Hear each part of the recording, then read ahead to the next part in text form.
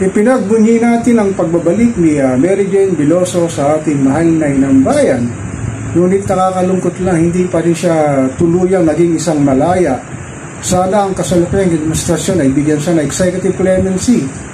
Si Mary Jane Veloso ay isang ina na nawalay sa kanyang mga anak sa loob ng 14 na taon. Kaya grabe ang pinagdaanan ng kanyang mga anak na lumaki, nawala sa kanilang piling, kanilang ina. At isang anak din si Mary Jane Veloso na nawalay sa kanyang mga magulang. At nakita niyo ba sa video kanina, ang sigaw ng kanyang ama nung makita siyang nandumating ay talagang makatindig balahibo. Pero pasalamatan din natin ang Indonesian government, lalong-lalo na si Presidente Subianto, ang mga non-government organization ng Indonesia na tumulong sa kanya sa loob ng isang dekada. At ang migrante ay talagang nagbigay din ng tulong para sa paglaya at pagbaba ng hatol kay MJ Veloso na ang kanyang hatol ay bitay pero ngayon ay habang buhay na pagkabilanggo.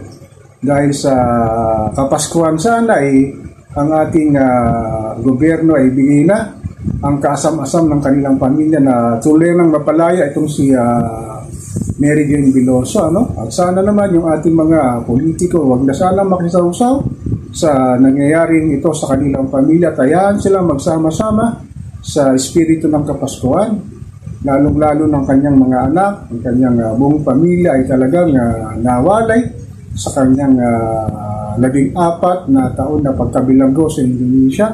Itong si Mary Jane Veloso ay simbolo ni Juan Pasang Cruz na nagnanais lamang na maiyahon ng kanyang pamilya at ito'y talagang nag-ibang bayan para lang